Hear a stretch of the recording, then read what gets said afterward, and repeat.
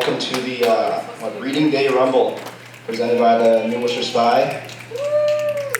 So what I need you guys to do tonight is to get super rowdy, enjoy the poets, let them know you're enjoying it, and just be a good group, which I know you all are. So without further ado, our first reader tonight is Pat Driscoll. Give him a hand.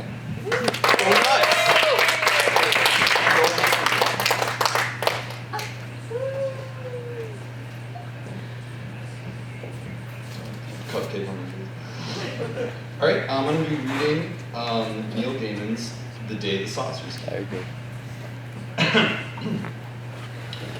That day, the saucers landed, hundreds of them, golden, silent, coming down from the sky like great snowflakes, and the people of the earth stood and stared as they descended, waiting dry-mouthed to find out what waited inside for us, and none of us knowing if we would be here tomorrow, but you didn't notice because that day the saucers came, and by some coincidence, was the same day that the graves gave up their dead and the zombies pushed through the soft earth, or erupted, shambling and dull-eyed, unstoppable, came towards us, the living, and we screamed and ran, but you did not notice this because on the saucer day, which was the zombie day, it was also Ragnarok, and the television screens showed us a shit built of dead men's nails, a serpent, a wolf, all bigger than the mind could hold. And the cameraman could not get far enough away, and then the gods came out. But you didn't see them coming because on the saucer zombie battling gods day, the floodgates broke, and each of us was engulfed by genies and sprites offering us wishes and wonders and eternities and charm and cleverness and true brave hearts and pots of gold, while giants fee-fo-fummed across the land and killer bees, but you had no idea because of any of this, because that day, the saucer day, the zombie day, the Ragnarok day, the fairies day, the day the great winds came and snows and the cities turned to crystal, the day all plants died, plastics dissolved, the day computers turned, the screens telling us we would obey, the day angels drunk and muddled stumbled from the bars and all the bells of London were sounded, the day animals spoke to us in Assyrian, the Yeti day, the fluttering capes and arrival of the time machine day. You didn't notice any of this because you were sitting in your room, not doing anything, not even reading, not really, just looking at your phone, wondering if I was going to call. Thank you.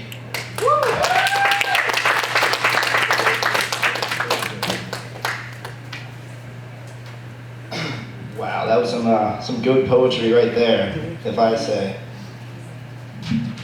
Next up, we have our very own New Worcester Spy's managing editor, the one, Madison Friend. You know, go nuts.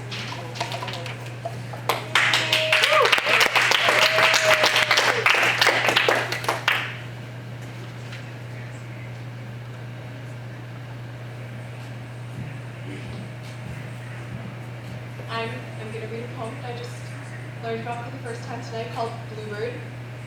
So I've never done this before. Here goes nothing. Talking to the microphone. There's a bluebird in my heart that wants to get out, but I'm not going to do that. My voice yeah. There's a bluebird in my heart that wants to get out, but I'm too tough for him. I say, stay in there. I'm not going to let anybody see you. And there's a bluebird in my heart that wants to get out, but I pour whiskey on him and inhale cigarette smoke. And the whores and the bartenders and the grocery clerks never know that he's in there. There's a bluebird in my heart that wants to get out, but I'm too tough for him. I say, stay down. Do you want to mess me up? You want to screw up the works? You want to blow my book sales in Europe? There's a bluebird in my heart that wants to get out, but I'm too clever. I only let him out at night sometimes. When everybody's asleep, I say, I know that you're there, so don't be sad. Then I put him back, but he's singing a little in there. I haven't quite let him die, and we sleep together like that with our secret pact. And it's nice enough to make a man need, but I don't need you.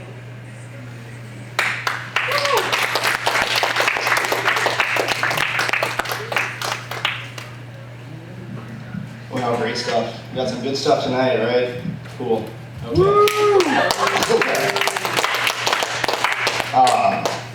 So I figure we ought to pace ourselves, right? So in the meantime, before our next guest, which I think is going to be Paul, it's in cursive, so I don't know. But Paul will be next up. But before then, I figured I ought to share the story. I have no poetry to share, but let's see how this goes. I wish this was untied. I want to be one of those cool like stand-up comedians who knows how to walk around the stage and speak into a microphone and stuff, but I'll make do. So last year, I was taking a class called Visual Media Literacy. And in this class, you learn about shapes, triangles, squares, circles, and what they mean, right? So you're looking at an advertisement, you see a triangle, and what you learn in the class is that everything means power, right? So triangle means power, circles, power, the color red, that's power, in case you didn't know. And one day, our professor, Professor Fontes, if any of you had him, he just decided to get super deep one day. And he goes, he's Latin American, I'm not going to do an accent, but just picture that. And he goes, what are you afraid of? And he picks on a kid. This kid goes, what am I afraid of? Failure. Okay. Picks on another kid. Goes, what am I afraid of? I'm afraid of disappointing my parents. And the third kid, he says, what am I afraid of? I'm afraid of not reaching my dreams. And then he picks on me. I say snakes. I'm afraid of snakes. All right, so Paul, come on up.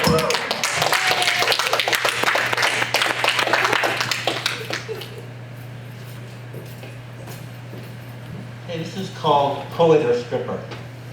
If I ever have a 7-year-old daughter, I admit the possibility is becoming quite remote. And one morning, as we're chowing down together on Pop-Tarts and Coca-Cola, she tells me she can't decide on a career, wavering between poet and stripper. I would advise her to choose the latter.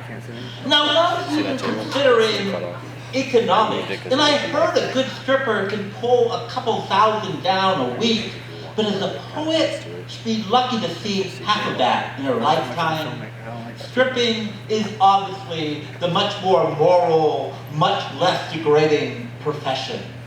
All you have to expose is skin. And the audience are always so enthusiastic and responsive, filled with respected members of the community like businessmen and politicians. But as a poet, you gotta perform in sleazy, run-down dives reeking of amaretto and hazelnut, and cater to the whims of all those underground, on the fringe, alternative lifestyle types. You know who I mean, environmentalists, liberal thinkers, and the like. And they're usually so indifferent to the poor slob on stage, you practically gotta beg them on hands and knees for them to listen, to pay any attention at all. And if they do, they are never satisfied. They keep demanding, take it off, take it all off. The pretenses, the false facades, the mask you wear in public. And you oblige, teasingly peeling away all the layers one by one, until your soul is laid bare, your essence revealed, and you're left standing there with your psyche hanging out for a room full of strangers to gawk at. Well, if you ask me, you gotta be an attention-craving fool with no self-respect to want to do a humiliating thing like that. Thank you.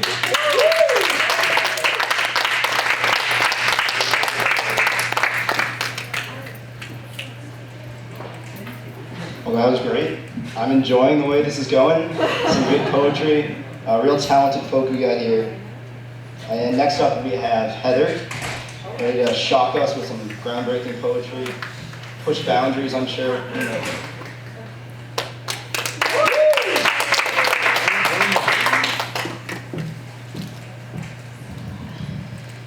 Hello.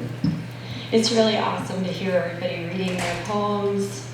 And the new Worcester Spy was very kind to me and did this little feature and published some of my work recently, so thank you. That was really nice of you to do that.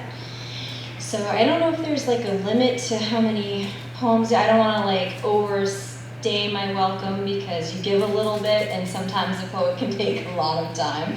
But so I'll just read a couple poems and then you can just kick me off. or whatever. I'll just, yeah, exactly. So, okay, so let me see. So this one is, I don't know if anybody here lives out in Ware. Anybody from Ware? Anybody? Anyways, there used to be like, there's like this old brick building, like a liquor store or something, and it was called it said Cash and Carry, but someone had spray painted next to Cash Sucks, and then next to Carry it said Guns with a Z. And so I was like mesmerized by this graffiti art, and so I wrote this poem, and I was lucky to get it published. So it's called Cash Sucks and Carry Guns. I imagine getting shot is near painless as it happens so fast. You probably don't feel it until you reach with your hand a slight caress to your injury as fingertips witness the sight of blood and triggers a pulsating theme.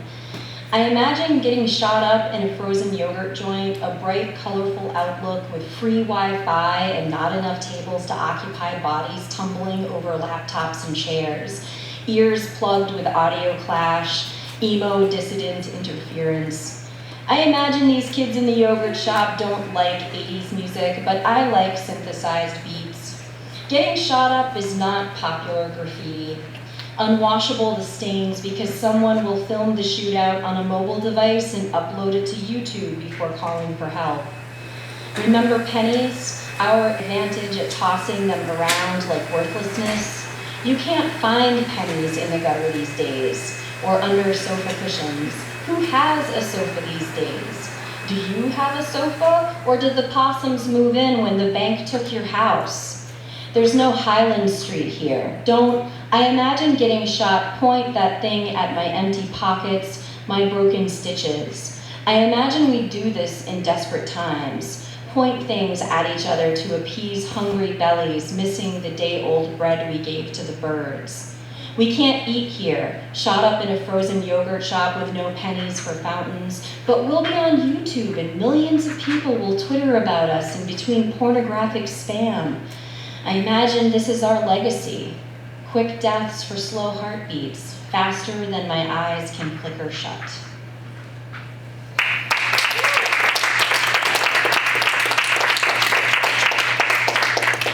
So I guess I sort of have a little theme with guns, which I didn't realize. This is gun poem.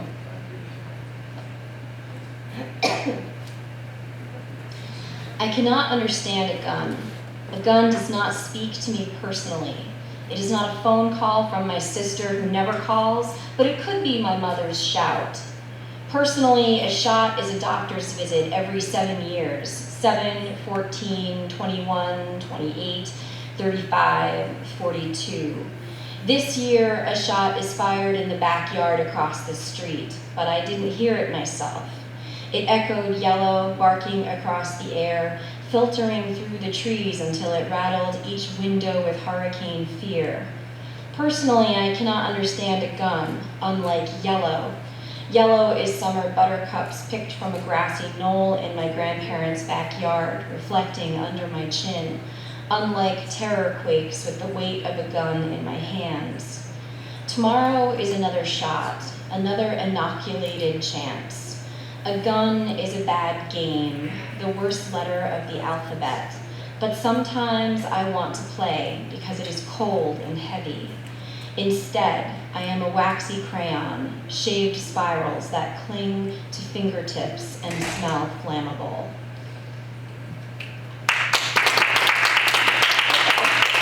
So I'll just do one more. So a few years ago, I was looking on the internet and I was reading through some stuff on ABC News, and they had posted these newly released photos of Kurt Cobain's death scene. So this is called Sestina Lot number 41994. 20 years after my death scene, you'll post more photos online. My body, frayed Levi's and black low-top chucks, my arm revealing a medical bracelet and K Records tattoo, reminding me to stay young, but never mind. and my Tom Peterson Hong Kong manufactured watch that went up for auction on October 5th, 2008, a calendar day for no other auction. You'll see the shotgun shells exactly where I left them after my death scene, laying in a torn paper bag at the crux of my left foot, neatly, but never mind. My sneaker tied neatly the way Mom taught me. Online, read my note, wrinkled but dry with a perfect decal edge in red, not black ink like my tattoo. You can't read it clear anyway. I used a cheap red pen. I love you, I love you, I love you. My arm, don't look. Cover the door, cover your eyes. Keep it sacred, my arm. Close the Tom Moore cigar box. I don't care if you know, but you don't need to see those dirty secrets. They auctioned those too, I'll bet. The cooker, syringe, cotton swabs, black tar, forearm tattoo, the cigarette butts, black sunglasses, the potting soil, every piece of my death scene. You can find everything about me online, including my address that doesn't exist anymore, but never mind. 22 live 20-gauge shotgun shells, conspire all you want, but never mind. Black winter aviator hat, 120 bucks in cash, don't ask me about my arm. 20 years later, you'll see pictures of my grown daughter online. On September 22nd, 2011, our, quote, angry letter to NTV, unquote, went up for auction. They'll see every piece of your death scene. A letter I faxed to my crazy wife and a K Records tattoo. They sold my 1953 Martin D18 guitar. Now everyone has a K Records tattoo. If it's illegal to rock and roll, then throw my ass in jail, but never mind. 20 years after my death scene, they still look for evidence of needle marks on my arm while a police officer poses near my six-legged stool, his smile auction-worthy for the camera, while a hunched detective sighs about all the paperwork. Online is important for some reason. Online, CBS News says another detective holds a now obsolete 1990s cell phone. Stop asking about my tattoo. My Moss Wright Gospel Mark IV guitar sold at auction for $75,000. I don't know what my daughter thinks of me, but never mind, it's none of your business, so leave her alone. Don't look at my arm. It's 20 years after my death scene. When you look at my death scene, you can buy me dead online too. Don't worship my arm, my childhood or K Records tattoo. Commodore Ballroom, but never mind. Me in black and white and my daughter up for auction. Thank you.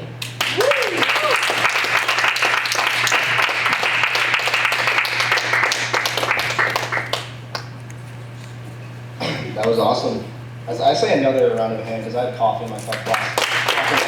Coffee in my hand last time. Really good stuff. So, my name's Noah, and I'm woefully ill-prepared to host this. So, I don't know about you, because I also like keep notes of just stupid thoughts. I'm gonna read them. Okay. This the title of this this note is called Stand Up, which hopefully will never see the light of day. So, and start. Do you believe in love at first random strip search? I suppose that was more relevant when the TSA was a big deal. But we've gotten over that. Let's move on. This one just says older brother insecurities. So, what I think I was going with this one is my older brother was very mean to me one day, like every other day. And I thought to myself, why? Why do I deserve all this? So, I don't know if it means that older brothers are naturally insecure, or they just want younger brothers and siblings to be naturally insecure, but either way, they're doing it. It's working. Like you just walk home, just walk in a room, just like, sup loser, because that's just older brother comedy, I guess, and some of us didn't find it very funny. Let's move on. Who invented sleeping bags? I don't know. I don't know why I thought that was an odd thought that needed to be put in a stand-up routine. They're just blankets that you wrap around yourself. It's a pretty simple idea. And this is where I know I went too far, where I wrote lefty coffee mugs. I remember thinking one day, I thought, wow, all these coffee mugs are only for right-handed people. I've never realized you could turn them around and hold them with your left hand, and I thought that was very, very unfair. Well, I want better using a microphone. Anyways, next up we have on the sheet, it says Captain Diego, which I assume is Diego. So give it your best shot. I don't know how you follow that, but try. That was good. Yeah, I'm just gonna put this down. If it's, unless anyone shouts out and says don't do it, I'm going to be performing Jabberwocky by Lewis Carroll. Because it's kind of my favorite. That was definitely my favorite, because he's a strong imagery. 'Twas brillig, and the slithy toves did gyre and gimble in the wave. All mimsy were the borogoves, and the mome rats outgrave. Beware the Jabberwocky, my son, the jaws that bite, the claws that catch. Beware the jub bird, and shun the I should know how to say that. Frumious? I'm gonna stick with Frumious. The Frumious Bandersnatch. He took his vorpal sword in hand. Long time the manxome foe he sought. So rested he by the tum-tum tree, and stood a while in thought. Actually, in thought, speaking back to in thought, why would this be my favorite, yet I don't know how to say a word that's in it? And as in uffish thought he stood, the Jabberwocky, with eyes of flame, came whiffling through the tulgey wood, and burbled as it came.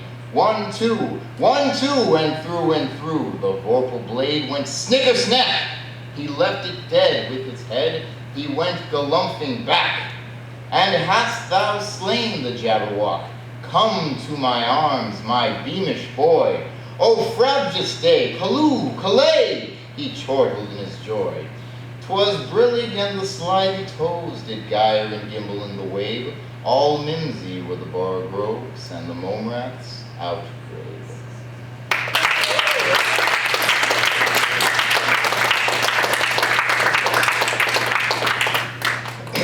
Awesome stuff, awesome stuff. All right, next up, Erica, get on up here.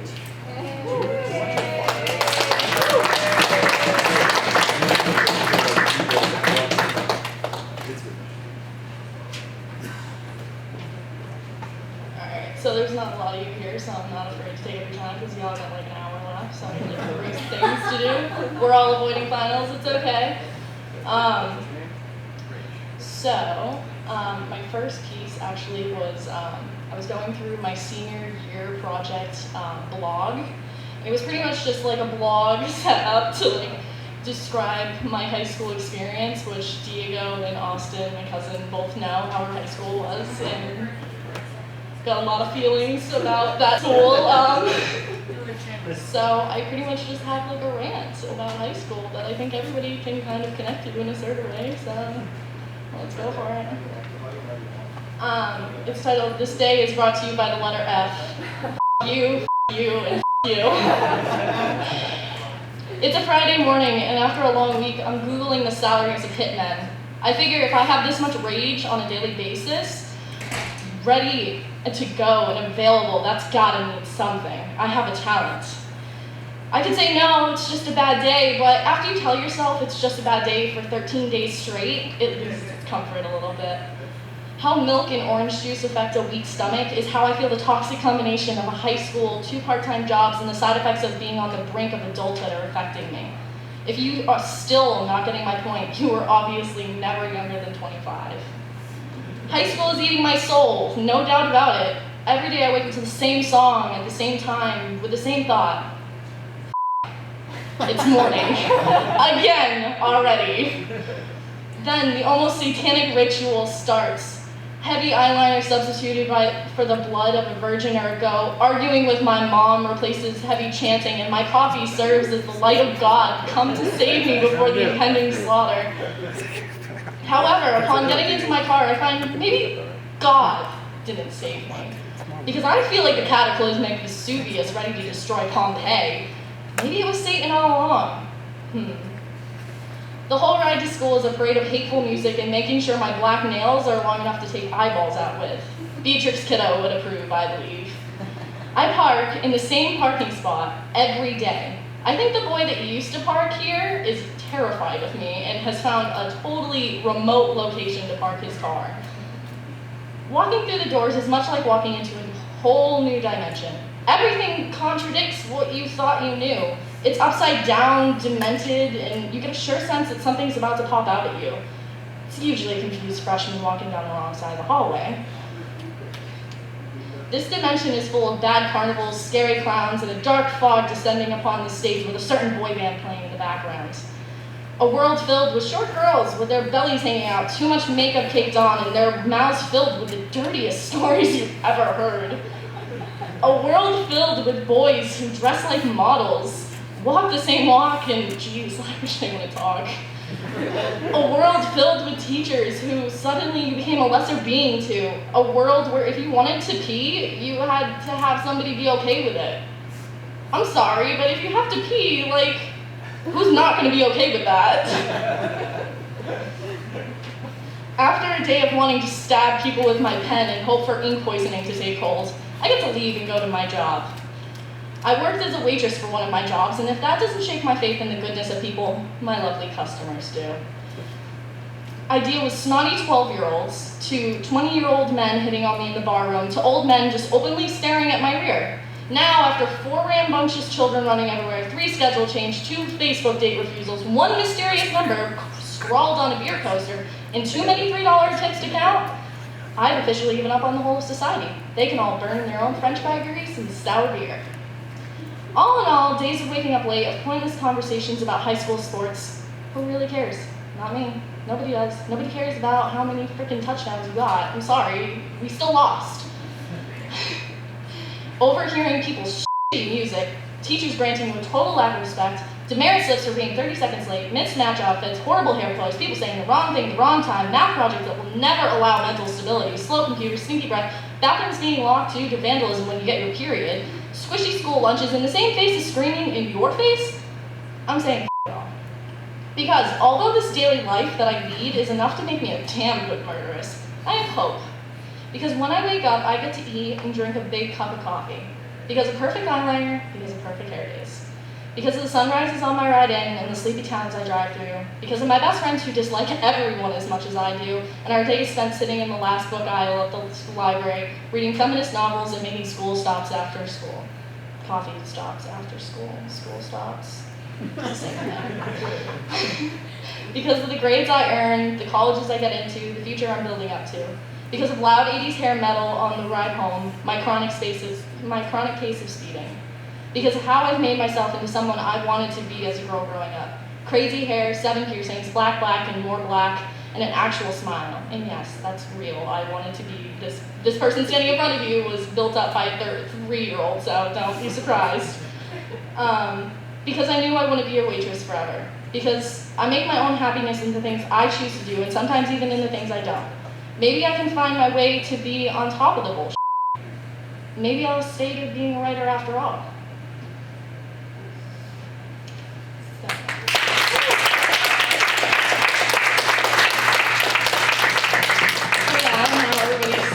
Beth and Erica and anger issues. High school was a trip for us all, especially me. I have another one, and of course I had to start off with the funny one they all would laugh to, so then I can like depress you guys. Sorry for this. But it's actually the first poem that I published on the Worcester Spy website, so I guess it's kind of like my little dingle here. It's called The Slam Poem Nobody Wanted to Hear. Hopefully that's not true, but you guys are gonna hear it anyway. Opposite to track, they said. Like a no to a yes? No. Like pants to a dress. I was attracted, and obviously you were too. Your desire ran rampant that night, creeping up my thighs, scalding my skin like a forest fire. I remember being 8 and having bonfires, and how one time the fire got too close to the dry, dead trees. I was sent running to the stream with a bucket, laughing. I was always like that, laughing in the face of danger and whipping my hair in the wind, kicking up grass with my bare feet as I ran. But this time I didn't run. I didn't laugh. We attracted when I said no and you said yes, and your large hands boiled my skin alive. I did say no, and I know you heard, but obviously not loud enough, not with a voice like thunder. I should have struck you in the face like a summer storm, should have spit objections like sparks, but I didn't. I sewed up my mouth into a smile like a Barbie or like the Joker. Both examples worked fine. I turned numb. The aftermath was worse. Rainstorms came every other day, every 3 days if I was lucky. Every boy who came into my life was named Fire, and an alarm went off in my lungs every time I shook their hands. I wrapped myself in layers and layers of aloe, feeling my body sting.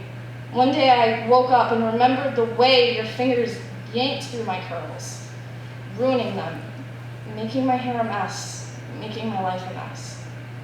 And so I buzzed it in a fury. But at the end of burning season, you weren't the man that you should have been, and I wasn't the blaze that I should have been, and everyone's to blame for opposites attracting.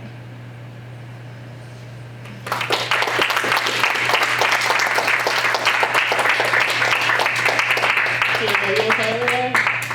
You got some heart palpitations going on? You look a little pale for your tan self. Doing good.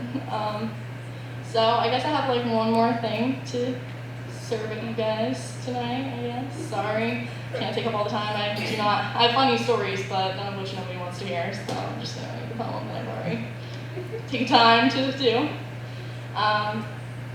It's called A Letter to You. You are not worth my time or anyone's ears, but I am worth enough to say all the things that have rested on my tongue for such a long time.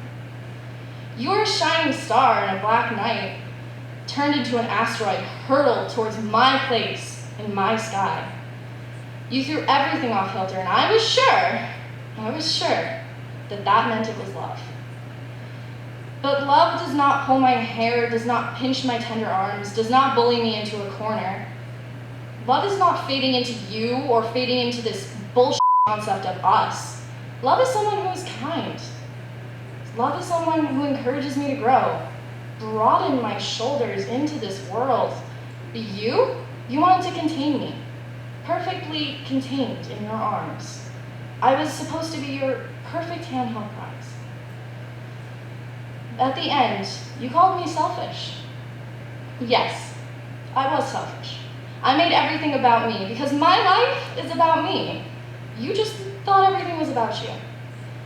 You accused me of putting you last when the real crime was that I put myself first. Love is not you raking your cold fingers through my curls so hard I shave them off. This is not love. You may be a star, but you are not necessarily the moon. This is not love.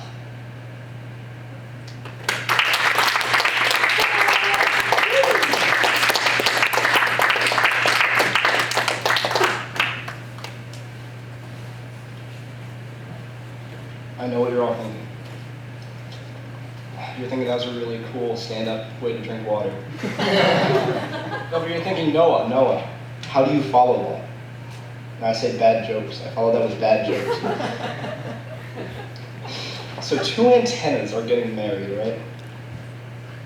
Right. I said that because I don't remember the next line. I remember it. The ceremony was awful, but the reception was excellent. I got one more. This one's a bit longer. So you know the economy, right? You know how it's in shambles. So one day, our protagonist, Joe, was looking for a job. He was looking high and low, he was looking everywhere. And his job search brings him to a church. And you know what churches, you've all seen churches. They have the big tower, and at the very top, there's the bell. So he goes to the, I'm Jewish, I don't know how churches work. But he goes to the priest, whoever's in charge of the church, and he says, I'm looking for a job. And he goes, oh, perfect, because that's what priests say, I'd imagine. Because we have just the job for you. We're looking for someone to ring the bell. He goes, okay, just ring a bell, I can do that. He goes, no, this is a special church. You need to ring the bell with your head. Every day, every hour, okay? And the economy's in shambles. Obama did something, I don't know. But it's a mess. So he says, this kind of sucks, but the pay's good, good benefits, good dental, I'll take it. So he does this every day for a few weeks. Then one day, he comes into the church, comes into work, climbs up all the stairs, and he just had a bad night, didn't sleep well, the Bruins lost or something. He was just in a real bad place. He was watching that Pats game last week. And he goes into work, and he's just not feeling it.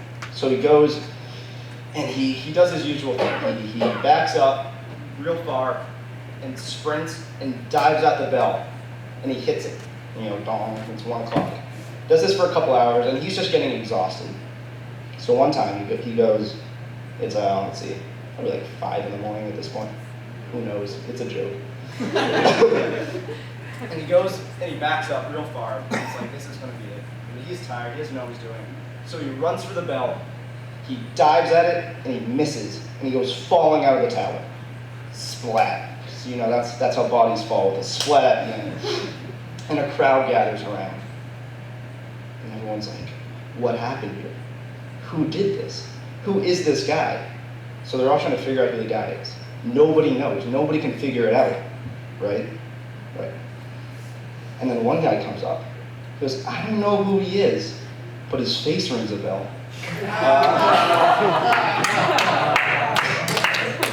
Next up, we have Rich. Rich, you ready? I'm ready. I got 3 vacuum cleaner jokes.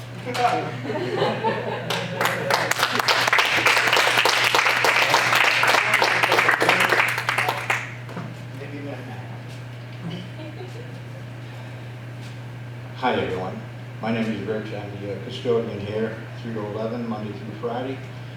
Don't forget to tip your waitresses. Okay, one vacuum cleaner joke. This came from, Phyllis Diller, but you don't know who Phyllis Diller is. Who's the woman that just passed away recently? Joan Rivers? Joan Rivers, this is Joan Rivers.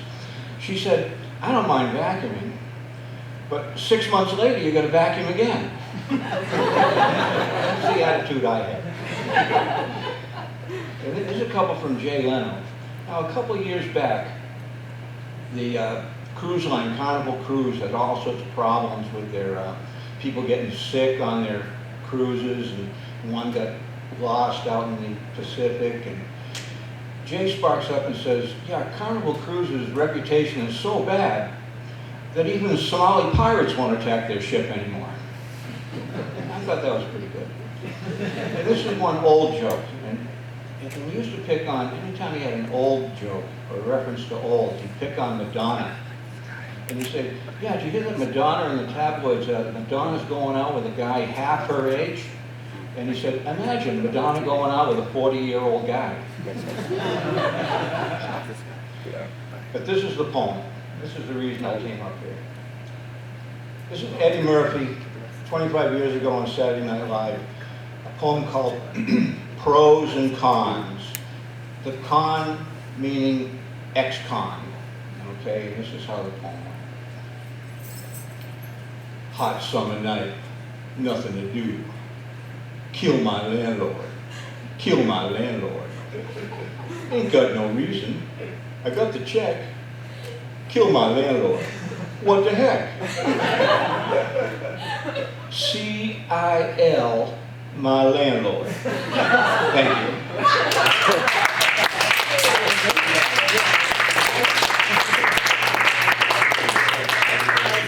Thank you so much for that. I love that. That was great. Okay, next up we have Tony. Decided wants to do some poetry or something. Who knows? So give it up for Tony.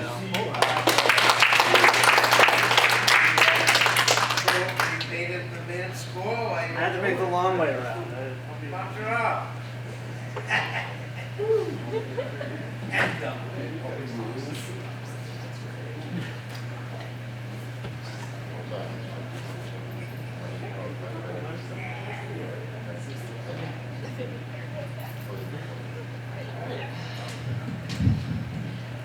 Oh, I put that there. Hold on.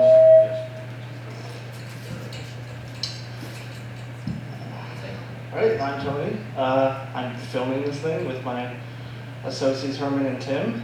Don't worry, when I put the camera over there and it's pointing out at you, it is recording you. So all the faces you make that I can tell you're like, I'm just kidding, it's off.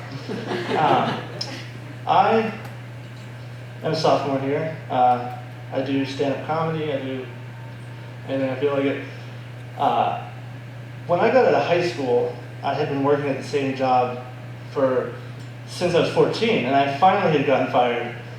And I eventually got a job at Guitar Center. And my favorite thing about working at Guitar Center is back when I worked at my old job, I worked alone. But at Guitar Center, I worked with 2 other people, there's 3 of us.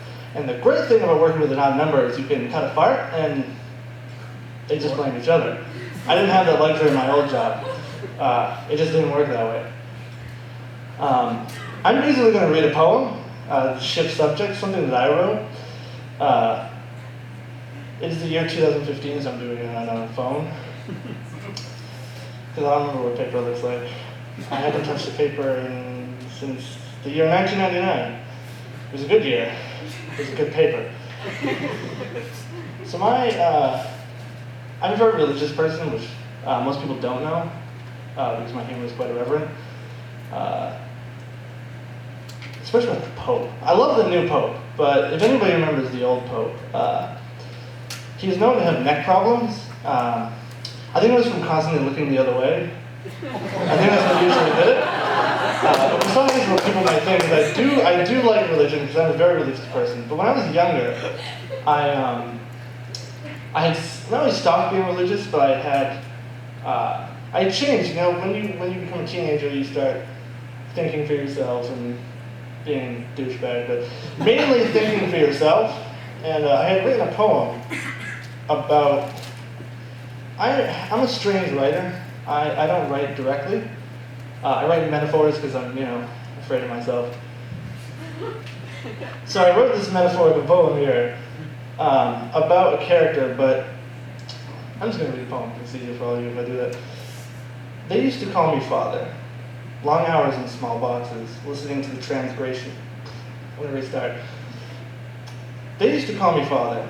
Long hours in small boxes, listening to the transgressions of strangers, listening intently. I'd say the same things, a droning sound, say 3 Hail Marys and beg for forgiveness. Then absolve them of their sins, became like the constant hum of rain to me, empty. He took her from me in September, the crashing of metal frames and glass windows.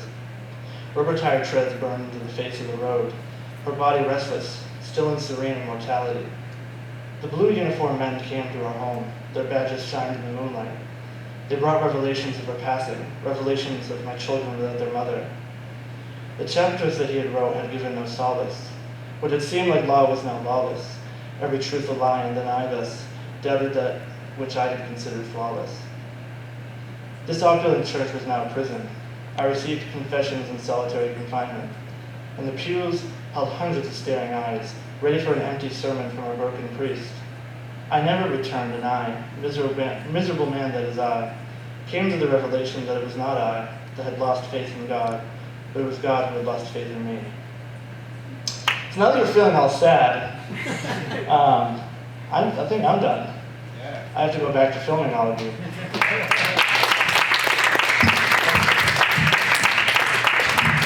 Don't tip your waitress, tip me.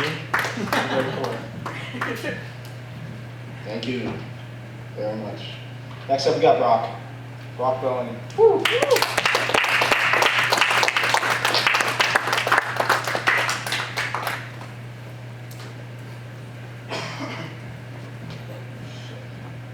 I didn't give any of my material.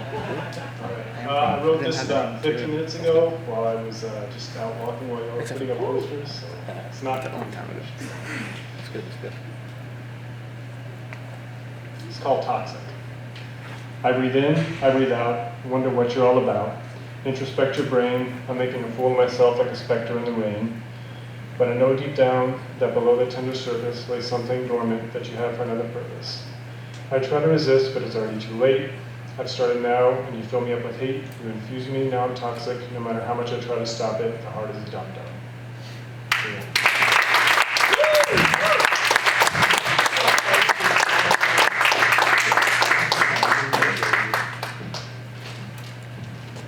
All right, I just want to say thank you to everyone who decided to come up here and embarrass themselves with me. It's been a pleasure. So, unless there are any objections, we're going to close it out the way we started with Pat Driscoll. All right. Woo!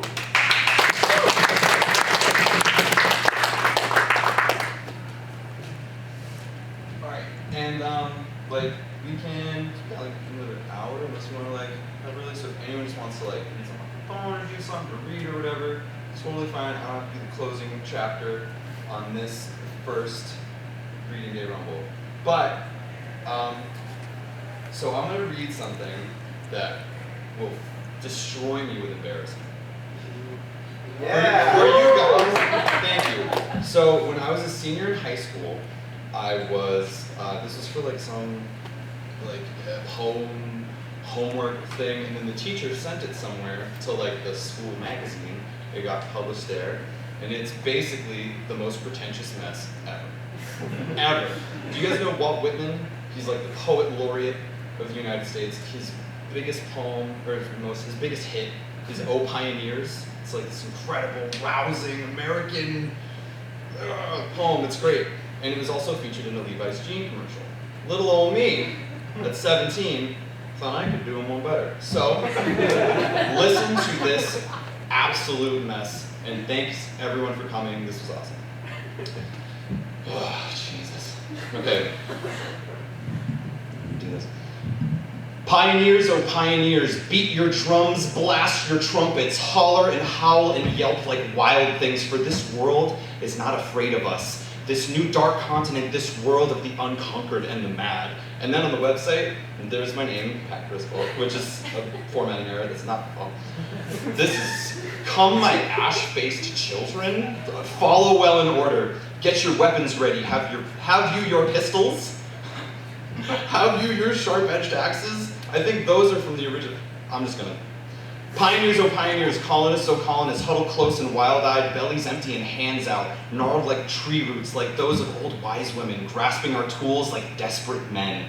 Come gather up your things, our camps now hold no sanctuary, for there is no asylum in this land of wolves and madness and stars and feral angels. We must be on our desperate, quiet way. Have the elder races halted? Do they droop and end their lesson, wearied over there by the steely sea, clouds rising like dragon cities? Over the slate blackness of the ocean, vast and canyon-like, thunderheads swelling and reaching taller than mountains. Empires carved out of soot and sand and rain. Have the others given up? Have they tarried in their pacing? What does that mean? Honestly, have they wandered from their path? Death has come for them, hast smelled their breath. Sickly sweet like cloves or burnt chocolate. All the past we leave behind. We debouch upon a newer, mightier world, a varied world, fresh and strong the world we seize. World of labor and the march, pioneers, oh pioneers, that's all Waltman, I can't front that. Colonists, oh colonists, let us not forfeit, let us not fear, let us not relinquish the rain-slick reins of our lives. Stallions great and black and terrible, shaggy manes dripping with the acid taste of August rain, wind running in thick rivulets through the veins of the world, swollen and blue until oxygen touches it. So come, grab your stag's antlers, your baseball bats, your knives and backpackies, and axes and rakes. Grab your rifles, your birch branches all twined with white fabric, gleaming in the clouded sunlight. Come grab your lengths of pipe, all wrapped with wire and with cloth. This is a lot of objects. Come take your twigs and branches. They don't have stuff. You said they had backpacks. Come take their twigs and butane lighters and old photographs of dead men.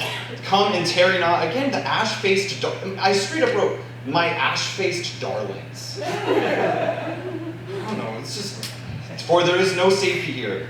Here in the land of wolves and stars and madness and feral angels, here in the land of plastic bags and credit card receipts, here in the land of the predictable and the safe, there is nothing to trust here in the land of the non-threatening, where everything is condoned. I guess it's high school.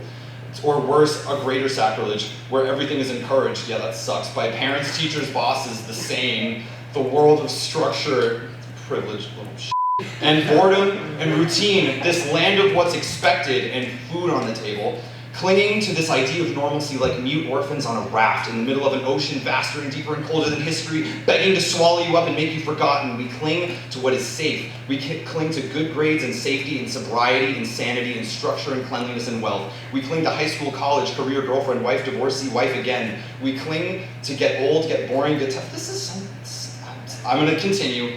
Ungrateful, pissy, that sounds right, and bloated as dead seals, and it's gross in the tide. We cling to college, children, marriage, retirement, all great things, I get. Death and boredom, ceaseless, I swear to God, it's almost done.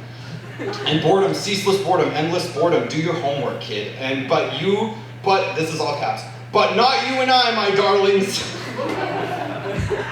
For you and I are of a fugitive state, denizens of the old country, land of tiger-bone wine and legend and madness, Wikipedia Rimbaud, Wikipedia Mowgli, like the Jungle Book, Wikipedia wild children raised by the primeval, this is like a knife in my stomach, clinging desperately to the wolf's thick fur, taunted by the dagger mouth of raven and vulture, and this is like a D&D session. This is a dangerous country. We're pioneers in the land of dislogic and childhood and madness, land of dropouts and of drifters and of delirium and sickness and lives lived unobserved. We must remain strong, grasp our collars, grasp your work-thickened wrists, all right, in Catholic school, all right. Grasp the worn handles of your baseball bats for protection and for comfort. There's some more of this shit. Let us grasp each other's palms, desperate and cold with old soot, migraine colored. Let us come. And who are they beating up with all these bats? Let us come wielding our Louisville sluggers, our muskets, our bombardiers' pistols, and our bayonets, gleaming and hungry and white as a prehistoric moon. Danger and risk and passion and hurt and death is a lot of ands, and death's sickly shimmering knells so dark and urgent it leaves spots on your vision. Swear to God, there's like another paragraph. We have nothing to eat except all the food in the world. Sounds right. We earn nothing and we build nothing. Again, third ash-faced child. Third one. Pioneers are pioneers in this new dark continent, fevered world and world of blah, blah, blah. World of let us discover, let us thrive in her, manifest destiny. Tempus fugit, tempus frangit. Omnia mutandis, which I got from an X-Men comic, so I'm super smart. Nihil somnus. Time flees, time breaks, everything changes, nothing sleeps. Let us walk into this world of madness and fever dream, and let us forget about the world of normal. Come, my darlings. Why don't call people darlings, you creep? We cannot tarry here. We might be tempted to buy something. And that's when it...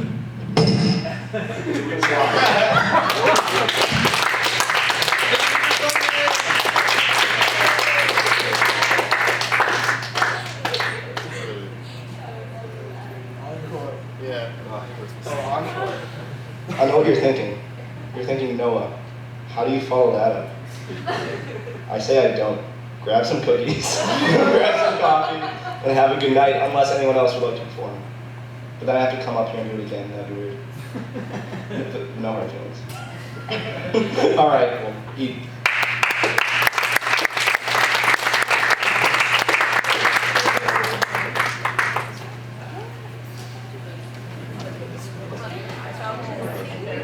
I feel like that's almost the point. Like, it's better if we do embarrassing than stuff that's like, I actually really like this. Because it'll just become the other. Thank you. So...